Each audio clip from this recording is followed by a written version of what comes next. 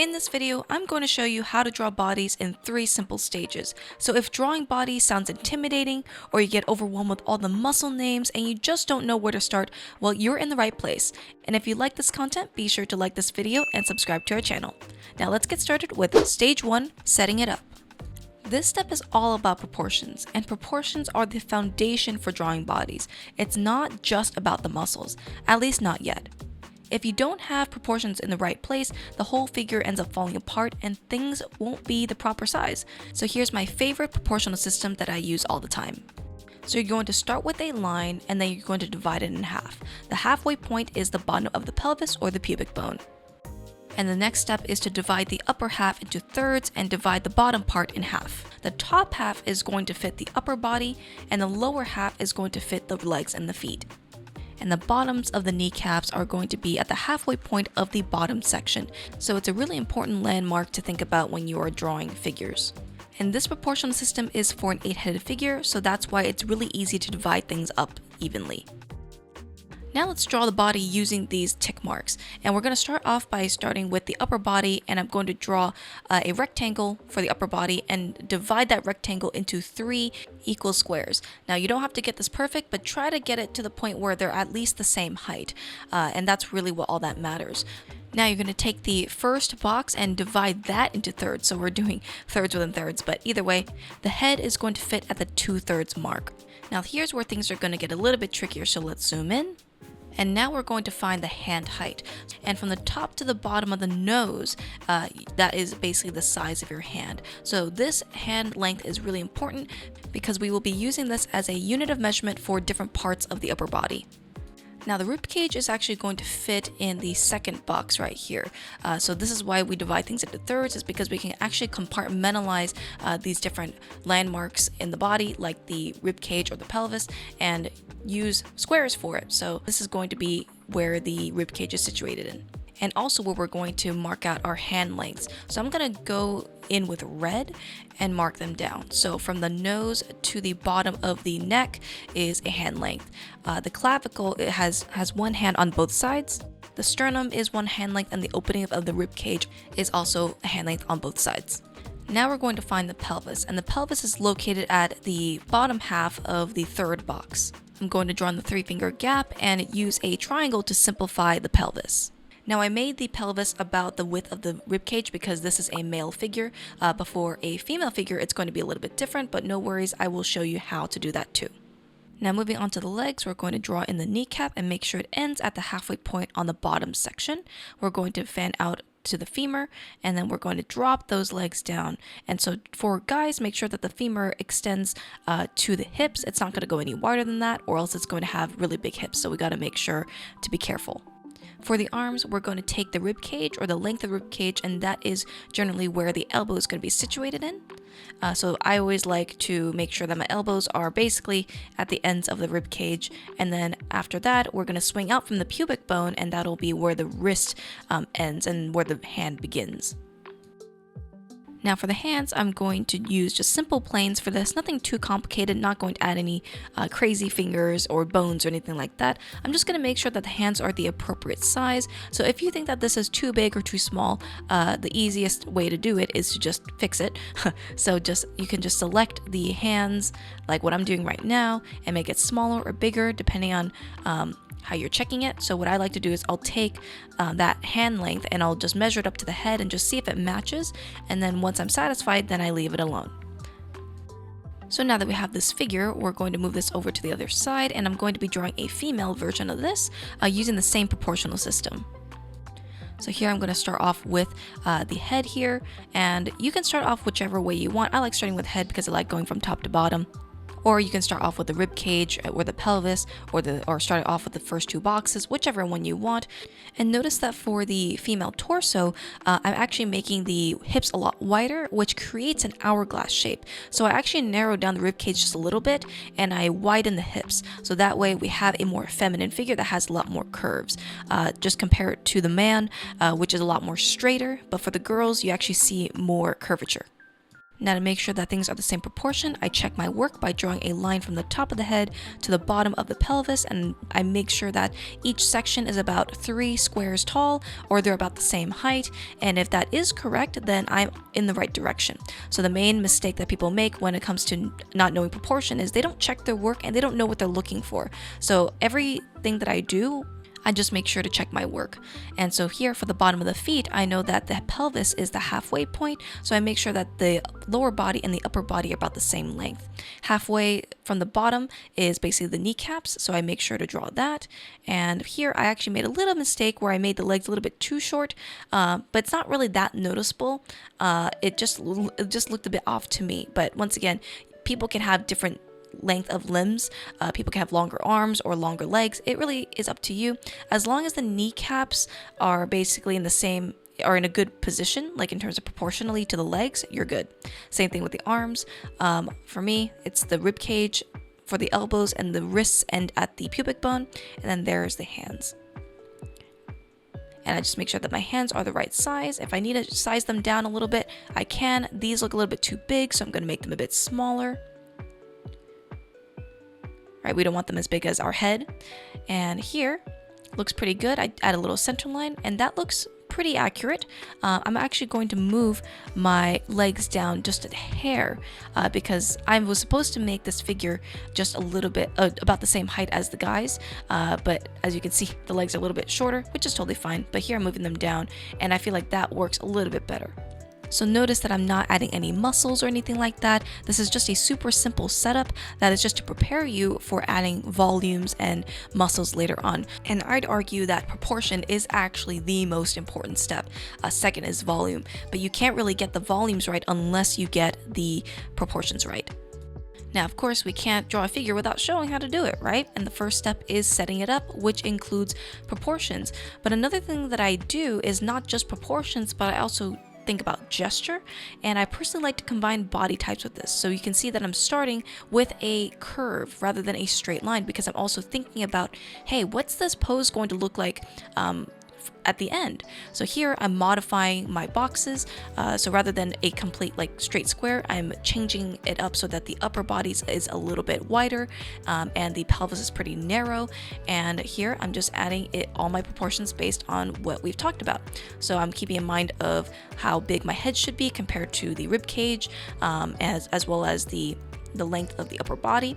So I'm making sure that they're all fitting in this upper section, and I make sure to think about the thirds, right? So that's something that we need to think about. And then for the legs, I make sure that my legs my kneecap's about halfway. I made mine a little bit too short, so I'm changing it. And notice that I'm adding an S curve to the leg. That is adding gesture while adding proportion. So once again, you're kind of multitasking a little bit. But once again, you don't have to do it this way. I'm just doing this way because I think it's a lot faster, and it makes me see the progression of the pose a lot easier, rather than trying to add gesture like after. So I combine gesture and proportion. So here for the arms, I'm making sure that my elbow is around where the rib cage ends, and I make sure that my wrist ends where the pubic bone ends. So a lot of it is just back and forth. And I make sure that my upper arm and my lower arm are roughly the same size, so my forearm isn't too long or too short. And I make sure that when I'm drawing the hands, they're about the proper size compared to the head. Now, while we will add boxes and cylinders after this, I'm just adding a hint of volume, such as the forms of the muscles, like the calves, what direction is the leg going, and all that stuff. I like to add that beforehand, once again, just to give a head start and make it look nicer. Now, we can't just do the male figure, we also got to do the female one.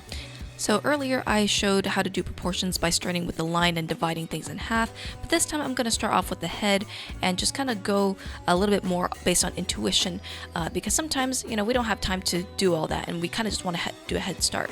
So I start off with the head, and then I draw in the rough shape of the torso, and I make sure that they are once again about 2 boxes high for the rib cage and the pelvis together. I take the rib cage and I swing it out, and that is generally going to be where my elbow is. It's a little bit trickier when you are drawing arms that are raised, so I like to just start with where I know where my elbow ends, and I just swing it out based on the pose. I also think about how big is the triangle when it comes to the arms bending. Is one side a little bit smaller than the other? That's another thing that I think about. And for the legs, I make sure that one leg is stretched out and the other leg is slightly bent, so I just draw according to my reference here. And I make sure that my leg that's stretched out is about the same size as my upper body, because we want to make sure that we're not drawing too long of a leg or too short of a leg. And I made this a little bit too big, so I'm going to extend this a bit more. And I also make sure to look at the placement of my feet. Based on the reference, one foot is a little bit further than the other. So I'm drawing according to my reference. So here is the female figure all set up, and then now it's ready for volumes, which is stage 2, filling it in.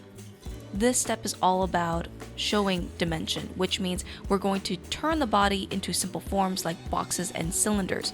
We're still not using any muscles yet because that can get overwhelming. So we use these boxes and cylinders to give the figure depth. Just focus on one box or cylinder at a time and what direction it's facing. And once you have the proportions right, you'll know how big or small to make these forms. If you want to improve at art during the summer, we're running 2 live classes: figure drawing and anatomy, and clothing and costume drawing. They are 6-week-long classes that start in the middle of June, so if you're looking for live feedback on your art and leveling up with awesome assignments, you can check the links down below for the signups. Alright, so now let's put some forms on this body, and we're going to use this drawing as an underdrawing, so I'm going to erase this so I can see most of the drawing, but like it's not enough to distract me. I like to keep this very, very light, and we're just going to continue refining. So I'm here refining in the head, kind of just blocking in the side of the head, the front of the head, kind of treating the head like a box. I'm treating the neck like a cylinder, and I'm treating the torso very much like a box. So this is the way how I like to do it, is I simplify the body into boxes and for the upper body, but for the limbs I simplify them into cylinders. But you can do it in whichever way you want. And I'm being very careful to show, okay, am I looking up at this box or am I looking down to this box? This rib cage we're looking up at, so I make sure that we're seeing the bottom of that box. And for the pelvis, we're kind of looking a little bit more straight on ahead, but we can see the top of the box slightly. So just drawing one form at a time, just so that you don't get super confused. I will put spheres for the shoulder joints just to simplify it. And for the legs, I'm just going to use cylinders to block in the forms. Now, once again, this might seem really boring, but really this is just to get your brain to start thinking in terms of volume rather than trying to find the perfect where does one specific muscle go on the body, because the muscles go on top of these forms. If you don't have these forms right and you don't know what the perspective of the body, where the upper body is turning or how the legs are facing, and are we looking down at the cylinder, are we looking up the cylinder, it's going to be much more difficult to add in muscles on top.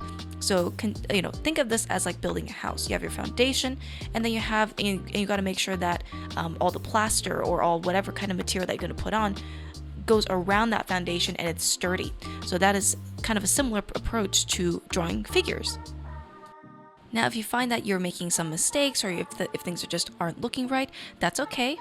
Just take a minute and just think, okay, are the problems that I have right now, are they based on my proportions, or are they based on, hey, maybe this form is confusing? Like for instance here, I'm thinking that this looks a little bit odd, this lower leg, because maybe it feels a bit too big, or maybe it feels a little bit too off. So I'm just thinking, hey, what are some things that I can fix, such as, hey, what if I fixed the foot by making it a little bit smaller? How does that look as a whole? And so what we're really trying to do is really make sure that you're taking things one step at a time, you're not rushing, and you are just trying your best at each stage. Once again, drawing people is very, very difficult. That's why we have to break it down so simply, and that's why we start very simply. So if you get discouraged because you can't draw a good body, that's normal. It just takes a lot of practice, and it takes a lot of understanding dimensional drawing, which is what we're doing here. So for the wrist, as you can see earlier, I actually turned it into a box. So that's very interesting with the wrists, is that your arm goes from a cylinder to a slightly rounded box towards the wrist, and then that leads to using boxes or planes for the hands, and it kind of seamlessly flows into the perspective. going to be detailing my hands just yet. I'm just going to be placing some placeholder fingers, meaning, hey, I'm just looking at where are the fingers overlapping and what's the general gesture of the hand, and that looks pretty good.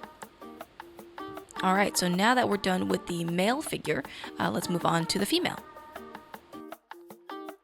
Now the good thing about the just drawing people in general is that all you have to really do is just repeat the same thing that you did before. So with the female, it becomes a lot easier because you already know how to draw boxes and apply them onto the figure, and so you're basically just doing the same thing. Here, since this character has a more upward facing head, I'm taking a bit more measures to apply the perspective by showing, hey, we're looking up at the nose, for example, we're looking underneath the chin, and we are showing the guidelines on the face that they're moving up. So that is, multiple ways that you can show that the head is going up in space. The neck curls in a little bit, and because this body is a little bit more foreshortened, we won't really see a lot of the trap muscles or anything like that. It's going to be pretty flat, and we're going to be adding muscles on top of this soon.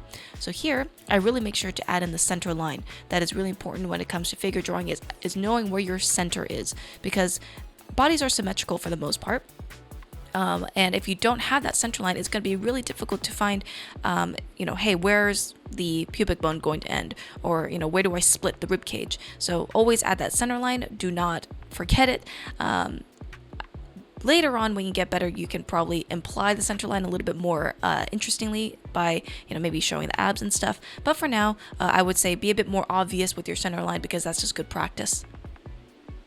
Now for the legs, as you can see earlier that in my proportional setup, I made the gesture a lot more dynamic, and I'm trying to follow that even when I'm drawing my forms. So you'll see that even when I'm drawing the cylinder, I'm curving it a little bit, so it's not like super stiff. If you use a bunch of straight lines or a bunch of stiff movements, it's just going to generally make things a little bit less dynamic.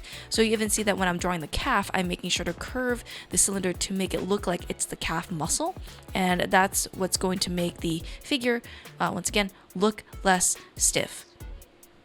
We're just going to give this the same treatment on the other leg, push the calf out a little bit to show some dynamic curves.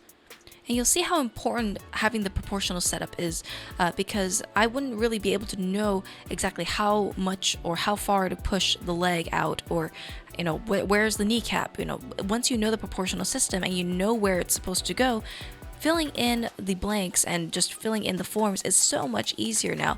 But it takes a little bit of time to get used to this proportional system. So whatever proportional system that you use for your figures, just practice it a lot. Practice a system, then continue practicing and continue learning. That's what I used to do as well. And I find that this system, after I learned it, I can't go back now. Here for the shoulders, I'm simplifying them into spheres because it's just simple that way. And I find that when I think of spheres, I think of like rotating arms, or I'm thinking of it like a ball joint. So if you look at like dolls or anything like that and you look at their ball joints, it's a sphere. And so I like to use that for this block out because it just feels a lot easier to visualize the way how the arm moves and how it hinges back and forth. So I use a sphere for that. And here I'm drawing in the cylinders for the upper arms. Here I really want to show you, I mark a little plus sign or an X to show what side is facing you. So we're seeing the front side of the cylinder, we're seeing the bottom side of the cylinder for the forearm, and I'm connecting the elbow by drawing like a little point or a little cone for the elbows here. And as I'm adding in these forms, I'm also modifying the forms so that they're, once again, not just straight on cylinders, but rather they're tapering, they're thickening a little bit. Once again, I'm also implying a little bit of muscle structure in this, but not full anatomy. Sometimes when it comes to drawing people, this is really all you really need to do, because if you're drawing a clothed figure, all you really need to do is make sure that the forms are correct and the proportions are correct. You don't need to know the full-on anatomy of the character. So sometimes whenever I draw an illustration, just this is enough, and that's really it.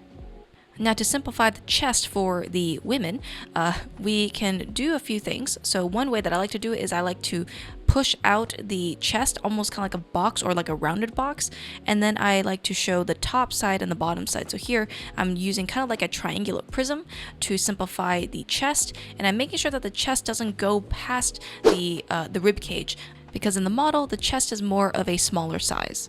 And one more thing that I do is I add a bit of the center line for the chest just to show how it's rolling over the form. Now we're almost halfway there, and now we're going to move on to stage 3, which is making it pretty. This last step is adding some basic anatomy to make it look more like a real body. Now I won't be covering anatomy in depth, but if you're interested in learning the full muscle groups and everything, we have that in our live classes and we have that in our anime art school. And so if you want to check out both of those things, you can check out the links in our description. But here's a few key muscle groups that I usually draw for these figures. Now I'm going to be erasing this drawing again. If you don't want to work like this, you can always have this drawing as on another layer, lower the opacity, and just draw and refine on another layer so it's a little bit less destructive. But for me, I kind of just like working on one layer, totally up to you. So here, when it comes to muscles, I start from the top to the bottom, and there's a few muscles that I think about. I think of the traps, which are part of the back muscles that appears on your shoulder. It looks like a triangle. The neck muscle is the sternocleidomastoid, and I draw on the deltoid, which is the shoulder muscle right here, which kind of looks like a little shoulder pad, and that is a deltoid. That's part of the upper body, and I like drawing this as part of the upper body because you just can't go without it. Underneath the deltoids come the pecs, which is your chest muscles, and that kind of looks like a upside down trapezoid shape and is split in the middle by the sternum. So just keeping in mind that depending on the person and depending on how much they build the muscles, you'll generally see a bony structure, which is the sternum, and that is connecting and that is in between the pecs. And I think a good habit to keep in mind of is drawing form lines, meaning draw lines that go over the form of the muscles. So for the pecs, for example, I know that the pecs kind of balloon out a little bit. They have a front and a bottom side, so I make sure to add those lines, even if it's very subtle, to give it more depth. And so here is the rib cage, and for me, I only add like a sliver of muscles, and the one that I'm adding right now is the serratus anterior, which kind of look like avocado slices, and they go along the rib cage. And then the rest of the muscles just include your obliques and your abs, and your abs is basically just in the center of it comes from the opening of a rib cage and goes down the pubic bone. Now for the center line of the abs, I make sure to have a little bit of a dip so it's not a straight line but rather curved, and I make sure to wrap the lines around the muscle so it doesn't feel like waffle abs. And your obliques are kind of like your little love handles. They're like the side muscles. So if you tickle your sides, that's basically where your obliques are. Now that we have the majority of the upper body done, we can get on to the arms. And for the arms, we have our bicep, which is basically the front of our arm. And at the back of our arm, we have the tricep. So I'm kind of indicating that with a little lump on the back. And then for the forearms, there's two groups. There's the extensor and the flexor, but we're not going to go into that. But generally, I like to think of arms or the forearms kind of like a little puzzle piece that fits along the upper arm. And it kind of looks like it's connecting on both sides of the elbow, which is like a hinge. So that's what I think about. Another thing that I like to do to just separate the different groups of the forearm muscles is to add a little dividing line just to split the two muscle groups depending on how the arm is rotated or not. If the arm is rotated, there will be these muscles will overlap each other. We can probably cover arm muscles and stuff in another video, but I generally cover all that stuff in our anime art school. Anyways, here we have our upper body mostly done, and then let's move on to the lower body, like the pelvis and the legs. And here, since I want to keep this PG, I'm drawing some underwear on top, but when I'm drawing the underwear, I'm making sure that the clothes kind of wrap around the form, so you can see the bottom of the boxers or the briefs. It's like they're showing two different cylinders rotating in different directions, and that is something to think about when you're drawing clothes as well. Now you might be wondering, yeah, I'm refining my drawing, but why does it still look super stiff? It looked better before. Well, there's actually a idea or a concept called plussing, which is what a lot of Disney artists use, and basically every stage of the drawing, whether it's from a rough sketch to a sketch to a more cleaner drawing, they're continuing to add things that they haven't added before in the first few phases. So this includes adding overlaps, showing how the muscles interact with the rest of the forms, how they add onto it. I'm also adding additional details that show additional information, like how is the form turning. And you'll hear me say this a lot where I'm always talking about form. And that is because people drawing is fundamentally just a bunch of forms. That's really all you really need to think about. So that's why we start off with boxes and cylinders, because muscles are basically a modified version of that. Sometimes people like to, or I see a lot of artists like to break down the muscles into boxy forms and then rounding them out later. In a way, it's kind of like 3D modeling or sculpting. If you've ever sculpted digitally before, you'll know that some people like to start off with very small polygons or very small amount of polygons, and then when they subdivide those polygons, meaning they add more polygons, it becomes a lot more polished. You can, have a lot more detail with it, but initially it's very, very blocky. So that's what I like to think about when it comes to drawing figures, even when I'm drawing the legs here. And notice that I'm not really talking too much about leg muscles or crazy names and anything like that. All I'm really focusing on is the calves, the shin bone, and where it's connecting to the leg, the kneecaps, and a bit of the quads, which are on the upper leg here. You can see that because we started off right with proportions and made sure that everything was correct there, as we move on to the more refined stages, you have much less room for error.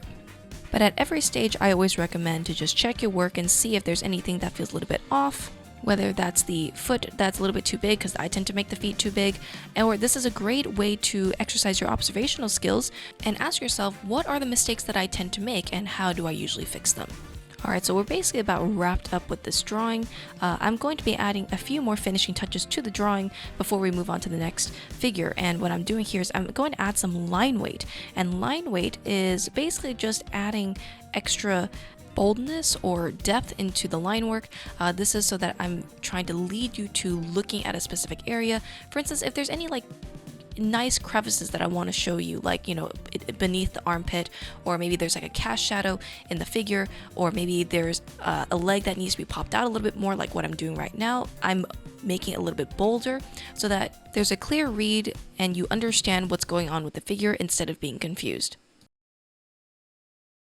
Alright, so here we have the female figure, and we're just going to do the same thing. We're going to erase this for the most part, or you can have this on a separate layer, lower the opacity, and draw on top.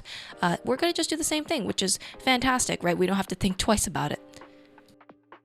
Now, for me personally, I think drawing women is much easier, but that's just because I've always drawn women and instead of men. But that is because I find that with women, you actually have a lot more curves to work with and actually feel a lot more fun. And there's actually a reason to it. So with women and anatomy, the anatomy is all the same. You have your traps, you have your pecs. I'm adding the same muscle, but I'm not inflating it, or I'm not bulking it up as much as the male. And that is a really key difference here. The reason why I'm not doing or adding as much muscle detail is because with women, they naturally have a bit more fat content, so that kind of smooths over the muscles. So that means you don't have to define the muscles as much as the guys, thank goodness. Well, if you like that, then that's totally fine. Up to you. I prefer if I'm drawing, for me, it depends on the body type, right? If I'm drawing any of our girl group characters from our Anime Academy brand, they have a softer body type, so that means I won't be putting in a lot of muscle. But if I have my own character, Rei, then she tends to have a bit more muscle tone because that's kind of our character. So then I would turn up the notch with making her muscles a bit more defined. Once again, just depends on your character. I'm more referencing the person in my reference, and I'm seeing some muscle leanness, right? I can see the separation in the bicep on the arms. I can see a bit of the abs, but not as much tone or bulkiness as the man.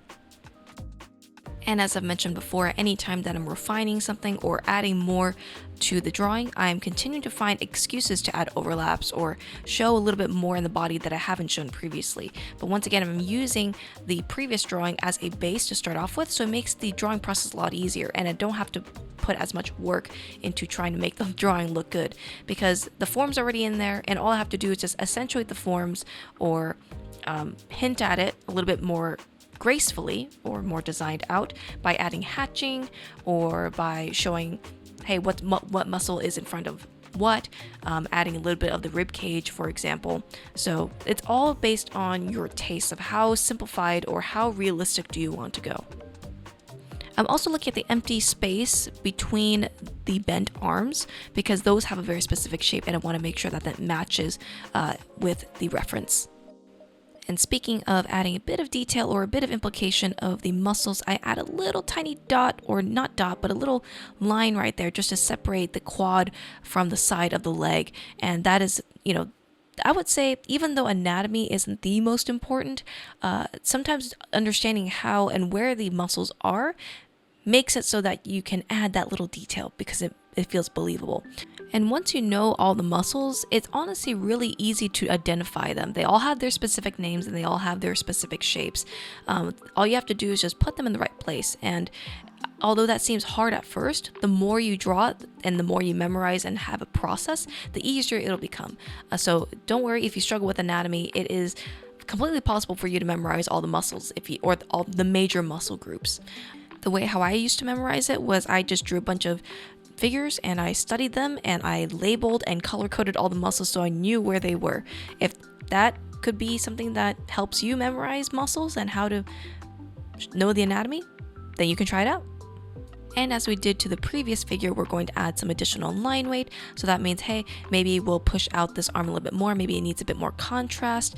Maybe we will accentuate the waist a little bit more or the glutes to make it look more dynamic.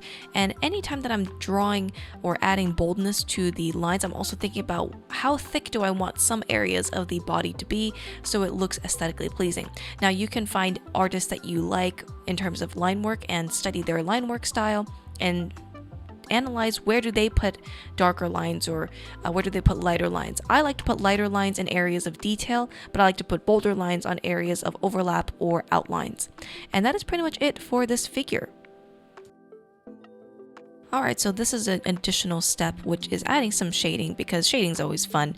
And what I do first for shading is I start off with a light source and I'm just trying to mimic the light source that I see in the reference. So I see that it's from the top right in general, and when I draw in the shadows I just put in two values, so I make sure it's not too dark and it's not too light, but just enough where it feels like it's a shadow. And I'm using a lighter grayish blue for this, and really for me, when I block in my shadows, I think, what are the shadows that I see on the reference and what shapes do they create on the form? And when I think of things graphically like this, it helps me to then round out the forms later. So I know that because the light is coming from the top, then the bottom sides of the forms will generally have a shadow. And if you know how to render primitive forms like boxes, spheres, cylinders, cones, it'll be really easy to block in shadows for the body, because the body is basically just a mixture of these forms. For instance, the breasts are spheres, the arms are cylinders, the torso is kind of like a rounded box. And so I'm also thinking, okay, maybe there's also a large shadow casting down onto the leg. So I'm going to put a majority of my shadows around the leg area, so there's almost like a gradient. And I would say be experimental with this. This does not have to be super perfect. I always like to think, what are my lights and what are my darks? Do I see mostly lights, or do I see mostly darks? So in this image right here, I'm keeping it very simple. I'm keeping it like 80% dark and 20% in the light. So my light value is just the white of the canvas. And I keep it separate. I make sure that there's no crazy lights in the shadows, and if needed, I can soften the shadows a little bit and transition them into a softer form. And here I'm adding a bit of light onto the leg because I see that in the reference, and sometimes what I like to do is I'll put the majority of things in shadow but put a little bit in light just to show that the light is still reaching the bottom part of the leg and stuff like that. Alright, so we've shaded this figure. Now let's move on to the next one. And the next one I'm going to start a little bit differently. I'm actually going to start off by filling in the body with just the darker tone. And the reason why I do this is because I can always add the lights later. It's almost like I'm working with darks and then adding lights. And that's another way that you can work. Initially, I started with lights and then I added my darks. This time I'm starting with my darks, and then I'm going to erase out my lights. And you can work either way, whichever is easier for you. So the reason why I start off with shadows first is because I noticed that the lit side is actually more complex. If you squint your eyes and look at the figure, you actually see that there's a diagonal gradient. It starts from dark and then goes into light as it reaches toward the top right where my light is, and that's where I can find out where my light source is. And so that's why I decided, hey, maybe I'll start off with shadows first, because all I really need to do now is just selectively erase out where my lights are. And I find that that is actually quite easy. I can also control how bright or how strong the light is, depending on how soft I make my edges. And something that I like to think about when it comes to shading the figure is thinking of it like a photographer. To a photographer, the tool isn't actually a camera, it's actually light, because light sculpts the figure or your subject matter. And I'm thinking of this figure kind of like a photograph, or kind of like my subject matter, and I'm taking a picture and I'm using the light to sculpt the forms. So you'll see me showing form with the pecs by adding a little bit of value on the bottom side of the pecs, and doing that with the deltoid and the bicep and the arms. So that way I'm using the shadows to describe how the form of the muscle is rolling over to the rest of the body. But overall, you see that most of my lights are kept pretty simple. I'm not adding crazy darks. I'm just keeping it 2 values, and I'm adding, for a bit of separation, I'm adding a darker value on the underpants because I want that separate. And just because I can add a bit of a slightly darker value just to push out the leg on the front. I can choose if I want the darker side to pop out more or the lighter side to pop out instead. And here I'm deciding that the lit side or the lighter side is the one in front, and the back side is the one that is in shadow. Keeping it simple by keeping the darker darks within the shadow area, so you know that I'm not putting any of that darker dark in the lit side. For the undergarments for the women, I'm also going to just darken it a little bit more to keep that separate, so I know what is skin and what is clothing. And that is pretty much it for the figures. We drew it from start to finish, starting with proportions, filling it in with forms, and then we added some anatomy and added a bit of shading to it, so it looks really nice and pretty. Alright, so here's the finished version of the female and the male figure. This was really fun to do, and I hope that this was helpful. As always, if you have any other suggestions of what other videos that you'd like us to make, please leave a comment down below. And if you're interested in our live classes or our anime art school, be sure to check those out in the link in our description box below. You'll see all the information that you need there. If you like this content, be sure to like and subscribe to our channel, and we'll see you in the next video.